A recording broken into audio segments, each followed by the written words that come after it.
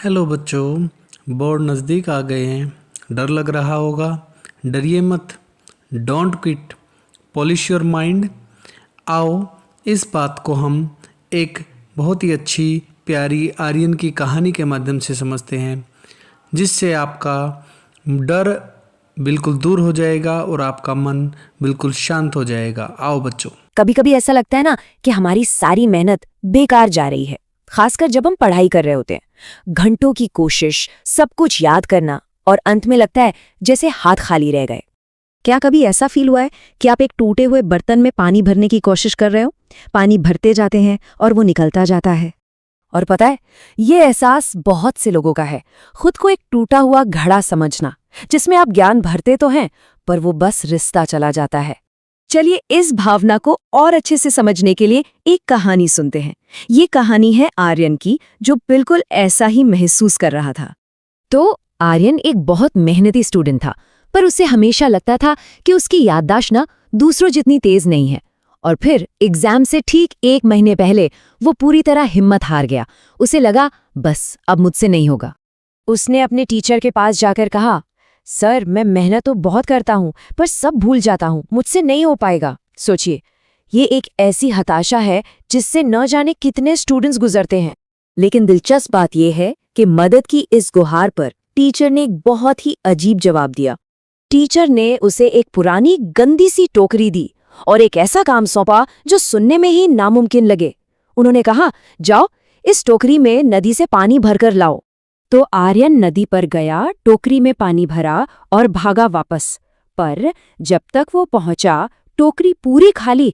उसने फिर कोशिश की और फिर से पूरी 10 बार, और हर बार नतीजा 0।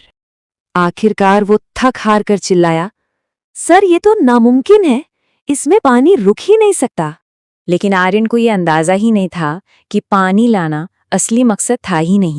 तो क्या टीचर सच में चाहते थे कि वो उस टूटी टोकरी में पानी भरकर लाए, या फिर मकसद कुछ और ही था? तब टीचर ने मुस्कुराते हुए कहा, आर्यन पानी को मत देखो, टोकरी को देखो। आर्यन में देखा और वो हैरान रह गया। वो जो गंदी मैली सी टोकरी थी ना, वो अब अंदर बाहर से एकदम साफ चमचमा रही थी। लेकिन एक साफ टोकरी का पढ़ाई से क्या लेना देना हो सकता है ना? टीचर ने समझाया, देखो भले ही टोकरी में पानी नहीं रुका, लेकिन उस पानी से बार बार गुजरने की प्रक्रिया ने उसे साफ कर दिया। पढ़ाई भी बिल्कुल यही करती है। ये तुम्हारे दिमाग को चमकाती है, तुम्हें अनुशासन सिखाती है।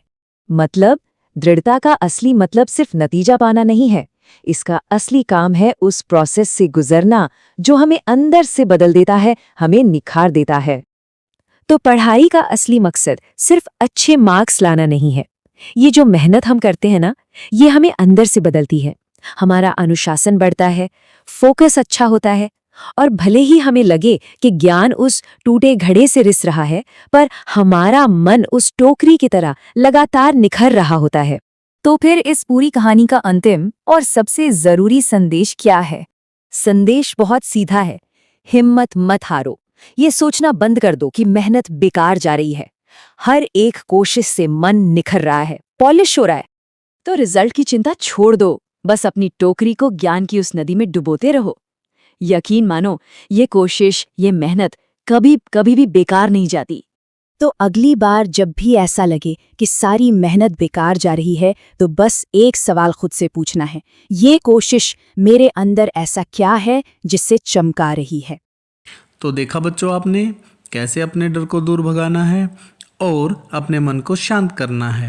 यदि वीडियो अच्छी लगी हो तो लाइक, शेयर और कमेंट ज़रूर करें। फिर मिलते हैं अगली वीडियो में।